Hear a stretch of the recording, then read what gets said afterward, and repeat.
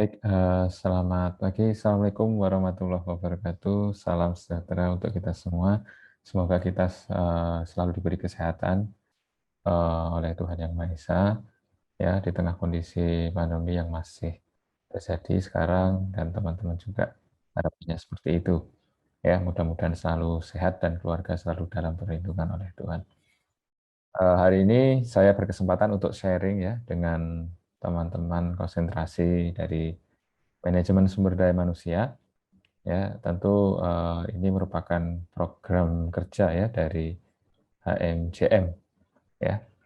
Dan program ini sangat bagus karena akan mempermudah teman-teman ya, terutama yang nanti akan mengambil konsentrasi manajemen sumber daya manusia. Ya, perkenalkan saya Muhammad Abdi Zulekho Wijaya, bisa dipanggil Pak Abdi ya. Langsung saja, apa sih SDM ya? Jadi sumber daya manusia itu sendiri merupakan satu fungsional manajemen di satu perusahaan atau di companies yang memang aktivitasnya itu berhubungan dengan manusia. Jadi manusia itu kan juga apa ya, dipandang sebagai sebuah aset ya, bukan sebagai mesin. Kalau dulu SDM itu dipandang sebagai mesin ya. Jadi kalau misalnya manusia itu diperlakukan seperti mesin, ya tentu kita mengesampingkan aspek-aspek seperti eh, kepribadian, seperti karakteristik dan sebagainya. Tapi seiring berjalannya waktu, perkembangan, eh, pola pikir itu berubah. Jadi SDM sudah tidak lagi dilihat sebagai mesin, dilihat sebagai alat, tetapi dipandang sebagai aset. That's why mengapa aset itu perlu dipelihara, di maintenance. Seperti itu ya.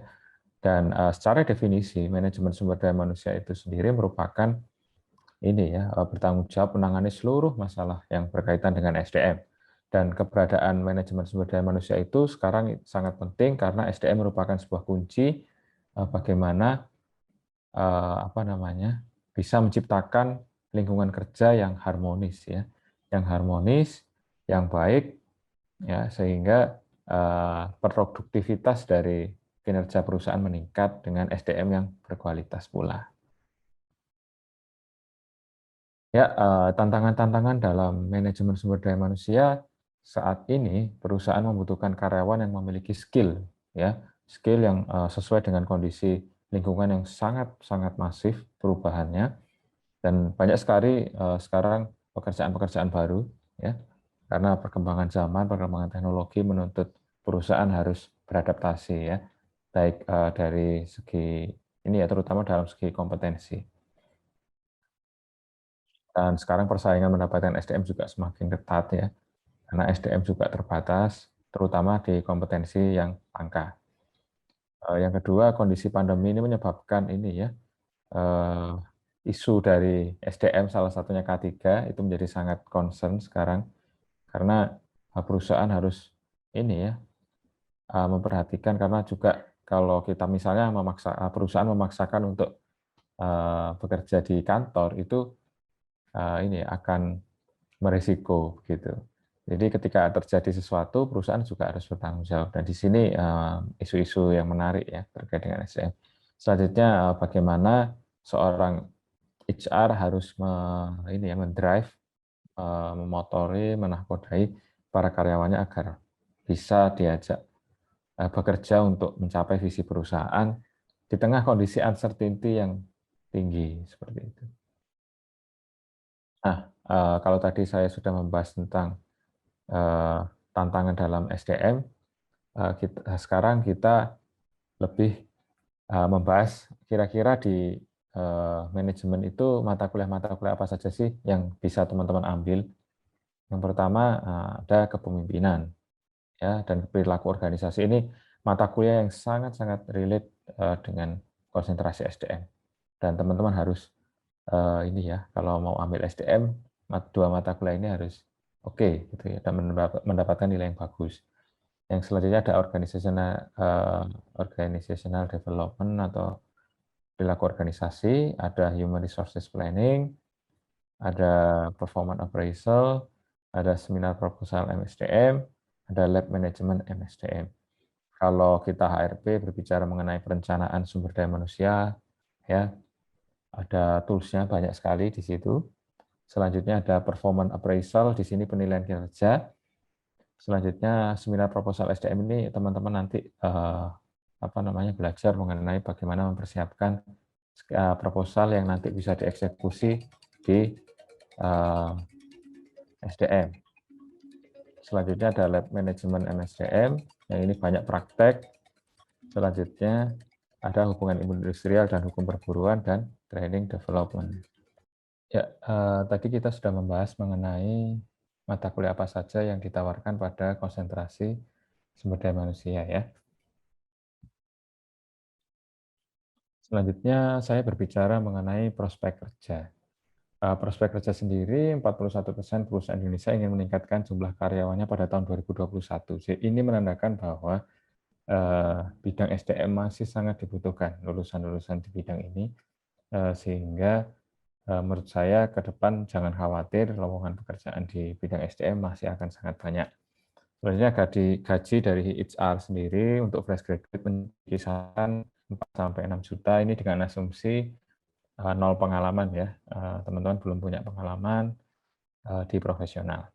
Ketika Anda memiliki pengalaman di profesional, itu akan menambah gaji Anda seperti itu. Dan ya tadi seperti saya katakan masih banyak sekali lowongan pekerjaan di bidang SDM. Ini teman-teman perlu disiapkan ya, bahwa skill yang wajib Anda miliki ketika nanti Anda lulus, yang pertama adalah komunikasi ya. Komunikasi ini teman-teman biasanya yang agak sedikit masalah di ini ya, di percaya diri. Jadi teman-teman bisa mengasah kemampuan ini, apa namanya, kemampuan ini untuk tetap ini ya, apa namanya, eee, pengalaman di internship, pengalaman di organisasi itu harus diperbanyak sehingga komunikasinya akan semakin baik. Multitasking juga belajarnya dari organisasi, pemecahan masalah juga kalau Anda bisa leading project, panitiaan, di organisasi ini akan sangat bagus, problem solving skill, rekrutmen, kemampuan mengorganisasi, ya mengorganisir event, manajemen perubahan, ini kaitannya dengan mindset, dan selanjutnya manajemen kinerja. Teman-teman bisa belajar ini semua sebetulnya kalau manajemen itu sangat relate dengan organisasi, sehingga saya menyarankan untuk teman-teman yang di konsentrasi SDM bisa cari pengalaman di menjadi aktivis atau mungkin internship, magang. Jadi kalau bisa liburan diisi dengan magang, itu akan sangat baik. Atau menjadi volunteer di satu proyek dan sebagainya. Selanjutnya ini HRM, istilahnya aktivitas apa saja sih di SDM itu, ya, kaitannya dengan organisasi, itu bisa kaitannya dengan desain organisasi, pengembangan organisasi, ada bagaimana Anda merancang, kaitannya dengan job description, kaitannya dengan job specification, ya, Anda merancang itu semua. Ada juga kaitannya dengan merencanaan SDM, ada kaitannya dengan rekrutmen, ya, bagaimana Anda mengakses berapa karyawan tahun ini pensiun, berapa yang harus kita rekrut, berapa yang kita harus seleksi, dari berapa yang daftar. Itu kaitannya dengan selection. Selanjutnya, talent management ini kaitannya dengan ini ya, apa namanya, eee, bagaimana kita me-manage SDM yang kita punya, agar bisa meningkatkan produktivitas atau kinerja perusahaan. Ya, karena sekarang ini kan persaingan antar perusahaan ini sangat tinggi, sehingga, eee, tidak sangat dimungkinkan untuk kompetisi. Nah, kompetisi di sini kalau perusahaan tidak, tidak pintar-pintar mengelola SDM-nya dengan baik, bisa jadi SDM unggul kita itu keluar dari organisasi itu.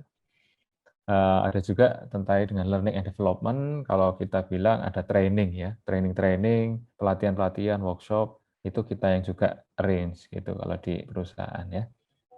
Ada juga reward management, itu kaitannya dengan, job evaluasi ya. Jadi, job evaluation apa ya, pekerjaan satu jabatan itu akan rutin kita ini ya, akan rutin kita, evaluasi, kita kaitannya dengan perubahan-perubahan di ini ya, perubahan-perubahan di eksternal, companies yang sangat dinamis ya, sehingga kadang-kadang memang banyak sekali yang perlu disesuaikan, biasanya di dalam job evaluation ini ada juga job, ya istilah-istilah job enrichment, job enlargement. Selanjutnya ada grade and pay structure, ini kaitannya dengan struktur gaji ya. Jadi kita itu kan biasanya bayar gaji karyawan, pakai berapa gaji apa namanya, yang harus dibayarkan, berapa insentif, berapa bonus ya, tunjangannya dan sebagainya. Itu kita yang, akan urus ya administrasi. Secara administrasi, dasar dari menentuan gaji ini juga dilihat dari, kinerja karyawan itu sendiri. Ya, banyak lagi benefit-benefit yang lain di luar yang saya sebutkan tadi. Ada juga kita urus mengenai hubungan industrial atau hubungan buruh ya. Jadi SDM itu juga akan, ini ya, mengurus hal-hal seperti ini karena, apa, perusahaan dengan buruh itu juga harus memiliki relation yang bagus. Ya, karena bagaimanapun karyawan atau buruh itu kan juga entitas yang penting dalam satu perusahaan sehingga, hal itu, eee, apa namanya, perlu ada komunikasi yang baik sehingga tidak terjadi demo, tidak terjadi ya kalau demo kan biasanya ada mogok kerja, kalau mogok kerja yang rugi perusahaan ya, aktivitasnya terganggu, produktivitas atau kinerja keuangannya juga terganggu. Sehingga dibutuhkan orang yang, concern untuk mengurus hubungan dengan perburuhan dan karyawan ya. Biasanya juga ada asosiasi yang menaungi ini. Kalau kita ingat 1 Mei, Hari Buruh, nah itu kan salah satu ini ya, kaitannya dengan industrial relation. Selanjutnya health and safety ini K3 ya, yang tadi saya sempat singgung. K3 ini ada kaitannya dengan misalnya kalau di pabrik itu ada latihan, ini ya, jika terjadi gempa, apa namanya, jika terjadi kebakaran, itu ada simulasi dan sebagainya. Kesehatan juga kalau terjadi kecelakaan kerja, bagaimana penanganannya dan sebagainya, itu healthy and safety ini. Bahkan di perusahaan itu biasanya ada kayak, anu ya, memberikan awarding ya, memberikan, eee apresiasi kepada kepada satu departemen yang bisa melaksanakan zero incidents atau tidak ada korban dalam beberapa waktu yang dalam jangka waktu yang lama, sehingga, ini menjadi prestasi, sebuah prestasi yang harus manajemen apresiasi. Nah ini, overall memang SDM, banyak juga kegiatan yang bersinggungan dengan sifatnya administrasi, sehingga, teman-teman juga harus baik ya dalam hal administrasi, seperti software Excel, Word, PowerPoint itu juga menurut saya teman-teman harus kuasai itu ya, selain soft skill yang sudah saya sebutkan tadi. Nah ini ya, apa namanya, dosen, di SDM yang kebetulan ini saya update, posisi terakhir ya, untuk ketua konsentrasinya ada Prof. Armanu, untuk wakil ketua konsentrasinya Bu Lili Indrasti. Bu Lili ini sudah pensiun, jadi, saya tidak tahu apakah beliau sudah diganti atau belum. Info terakhirnya masih seperti ini, dan ada dosen-dosen yang, konsentrasi SDM di jurusan kita, ada Prof. Sudiro, ada Prof. Margono, ada Prof. Nurmiati, ada Pak Dodi, ada Pak Misbah. Pak Misbah ini sedang studi lanjut di Taiwan. Selanjutnya ada Pak Raha, Pak Agung, dan saya sendiri. Nah, ini ada topik-topik, yang berkaitan dengan SDM ya, yang sekarang lagi banyak diperbincangkan, ada mengenai work life balance ya, keseimbangan antara kerja dan kehidupan pribadi kita. Ada komunikasi dalam organisasi, ini sering sekali terjadi permasalahan-permasalahan. Terus ada juga stress management, ada leadership tentang kepemimpinan ya. Banyak sekali organisasi yang mengalami krisis kepemimpinan sehingga performanya menurun, ya. Dan ada juga tentang self esteem, ya. Self esteem itu juga menarik, topik yang menarik. Dan banyak lagi topik-topik skripsi yang lain. Intinya ketika Anda mau menentukan judul skripsi, sebisa mungkin bisa baca jurnal, ya. Jurnal-jurnal terbaru, bisa dari Emerald Insight atau Science Direct, intinya yang memiliki reputasi sehingga keilmuannya itu bisa dipertanggungjawabkan, ya, dipertanggungjawabkan sehingga nanti Anda semakin banyak membaca jurnal, maka inspirasi untuk mendapatkan judul yang up to date dengan kondisi sekarang dan memiliki kebaruan itu akan sangat terbuka lebar. Tapi kalau Anda jarang baca, ya Anda akan sulit ya menemukan topik-topik yang menarik, yang relate dengan topik kekinian di bidang SDM.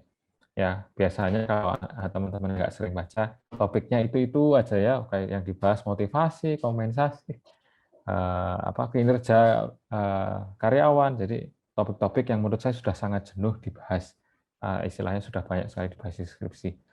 Jadi alangkah baiknya Anda bahas topik-topik yang lain yang jarang dibahas oleh mahasiswa yang lain. Nah, ini contoh dari judul skripsi, misalnya ada pengaruh employee engagement sebagai moderasi work-life balance terhadap turnover intention. Work-life balance dan menjadi variabel moderasinya yang dipengaruhi oleh employee engagement itu kedekatan karyawan ya terhadap turnover intention. Turnover intention itu kayak keinginan karyawan untuk keluar dari organisasi ya, atau bisa kita kaitkan dengan turnover atau loyalitas karyawan. Terus ada hubungan antara ini ya, employee brand ambassador terhadap employee social media usage melalui kesejahteraan karyawan. Ini menarik sebetulnya ya, topik-topik baru sekali. Ada juga kaitannya dengan the rule of organizational commitment yang menjadi mediasi tentang stres ya, stres kerja dan lingkungan kerja untuk meminimalisir turnover intention. Nah, ini judul-judul yang menurut saya bagus ya, dan ini bisa menjadi contoh atau istilahnya tidak mainstream seperti itu. Kalau yang mainstream kan tadi ya kinerja karyawan, motivasi, itu sudah sangat banyak sekali, sangat jenuh. Teman-teman jangan ambil judul itu lagi ya. Baik, ini materi yang saya sampaikan ya berkaitan dengan konsentrasi SDM. Jadi nanti silahkan teman-teman bisa mungkin menanyakan kaitannya dengan apa yang saya sampaikan. Sekian dari saya, terima kasih. Assalamualaikum warahmatullahi wabarakatuh. Sampai jumpa. Saya lanjutkan terkait dengan pertanyaan-pertanyaan yang ini ya dari peserta sharing konsentrasi. Yang pertama adalah apa fokus utama yang ingin diraih di manajemen sumber daya manusia. Jadi sebetulnya kalau menurut saya selama teman-teman memiliki minat untuk mempelajari people, itu teman-teman bisa masuk di konsentrasi ini. Dan saya menyarankan teman-teman untuk bisa mungkin melakukan tes kalau teman-teman ada kenalan yang orang psikolog misalnya, coba cek kira-kira Anda memiliki kemampuan yang baik di bidang interpersonal dan intrapersonal atau tidak. Menurut saya orang SDM itu dia harus memiliki interpersonal yang baik, ini intrapersonal yang baik. Yang pertama intrapersonal, yang kedua interpersonal yang baik juga. Sehingga orang-orang yang bagus di sini biasanya dia memiliki kepekaan terhadap orang lain yang lebih baik dibandingkan yang tidak memiliki kemampuan intrapersonal yang baik. Jadi itu ya kalau untuk yang SDM. Pertanyaan selanjutnya, apa yang harus menjadi poin plus bagi mahasiswa manajemen SDM untuk lebih unggul dan dapat bersaing dengan lulusan manajemen SDM lainnya? Bahkan dengan mahasiswa lulusan psikologi yang dianggap sebagai salah satu pesaing di dunia kerja. Betul.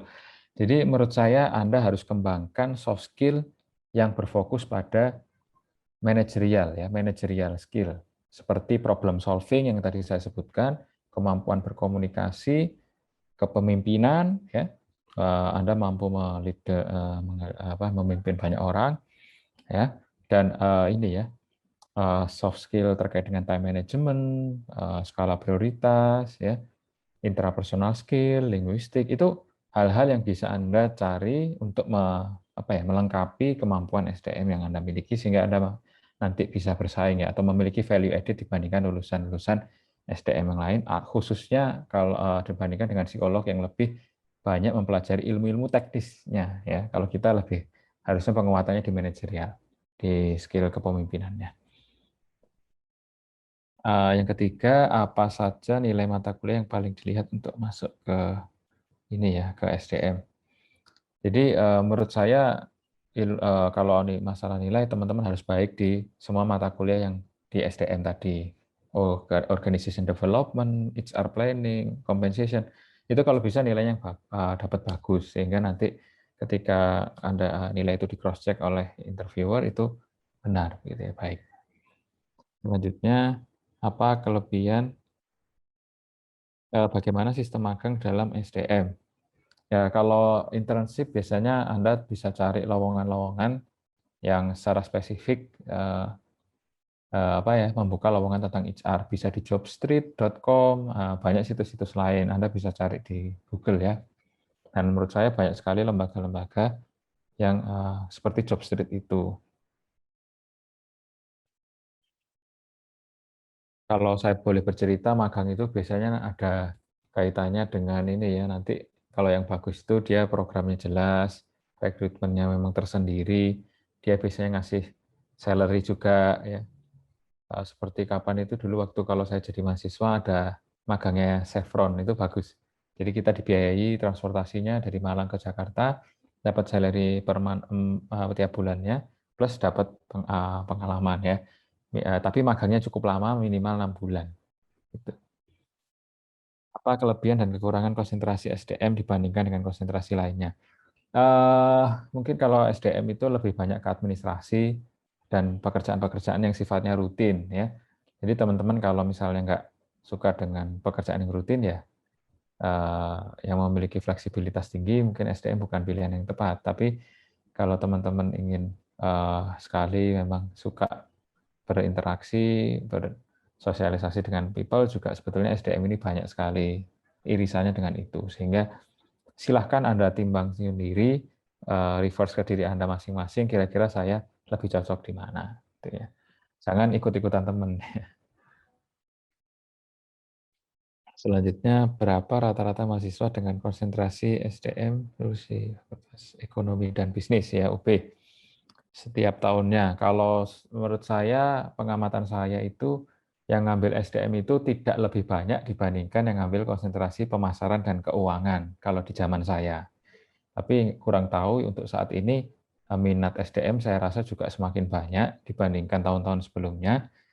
Kalau di zaman saya masih belum terlalu populer konsentrasi ini, tapi ke belakang ini mulai banyak yang berminat untuk mengambil konsentrasi SDM.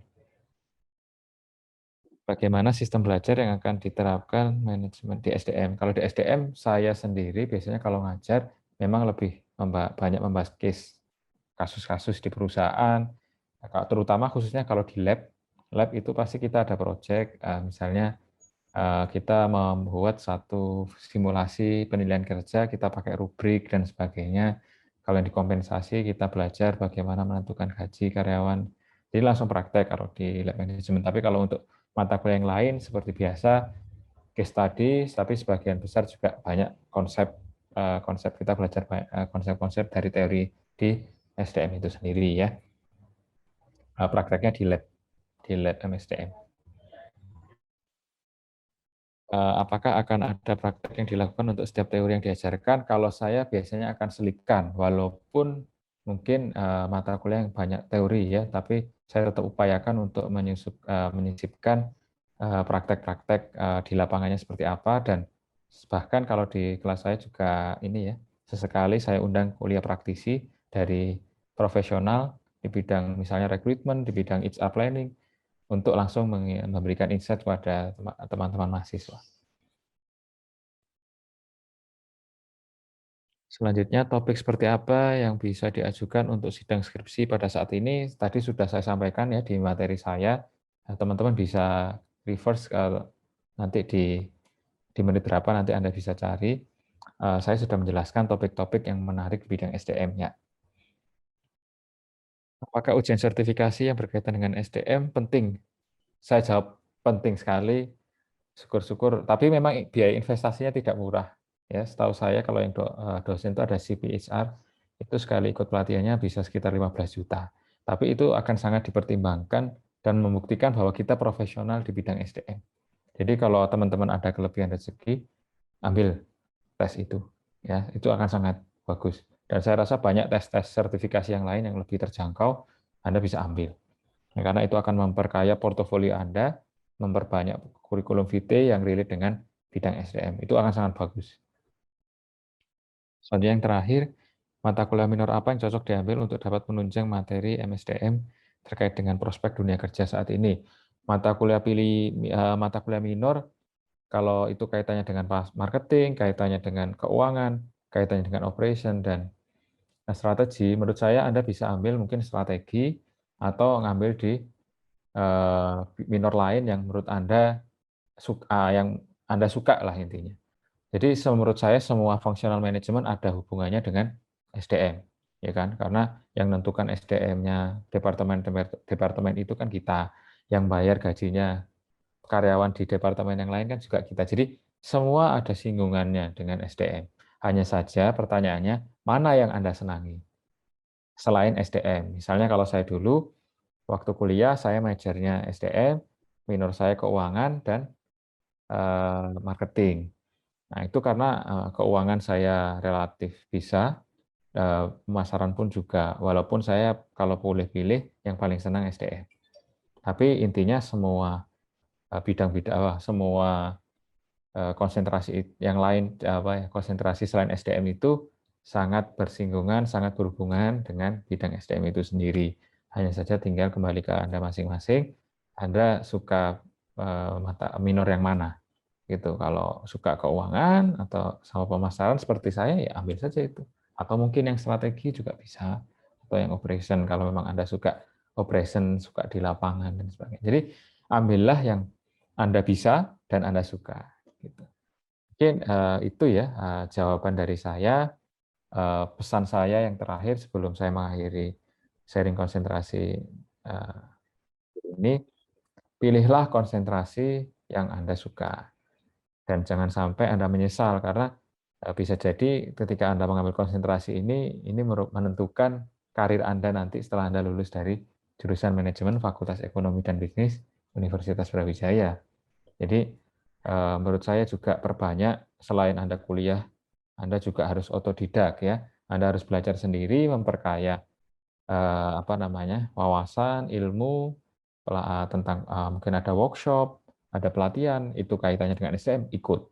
Itu akan bagus sekali. Syukur-syukur sertifikasi. Ya, sehingga Anda tidak hanya fresh graduate yang biasa saja, tapi menjadi fresh graduate yang memiliki nilai tambah sehingga Anda bisa diterima di perusahaan yang Anda inginkan.